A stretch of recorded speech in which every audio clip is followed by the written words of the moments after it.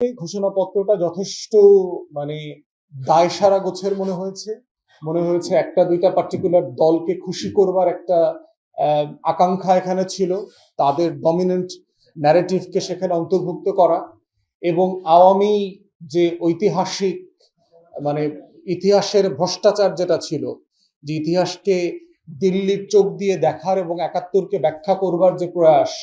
যেটা নিয়ে আমরা বারবার মুক্তিযুদ্ধ ব্যবসার কথা বলেছি, সেই ব্যবসা থেকে এই ঘোষণাপত্র ত্রুটিমুক্ত হতে পারে নাই। এটা আমাদের প্রত্যাশাকে, আমাদের স্বপ্নকে এবং দেশবাসীকে প্রচন্ড হতাশ করেছে। আপনারা যারা অনলাইনে দেখেছেন, জনগণের ভিতরে গণঅভ্যুত্থানের পক্ষে শক্তি প্রায় সবাই এই ঘোষণাপত্র নিয়ে অসন্তুষ্টি প্রকাশ করেছে। আমরা বোধ করছি যেটা ঘোষিত হয়ে গেছে, যেই বিষয়গুলো সেখানে নাই, জুলাই সনদ যদি আমরা সবাই মিলে একমত হতে পারি, সেখানে যে ভূমিকাটা থাকবে সেই ভূমিকাতে যেন ওইগুলো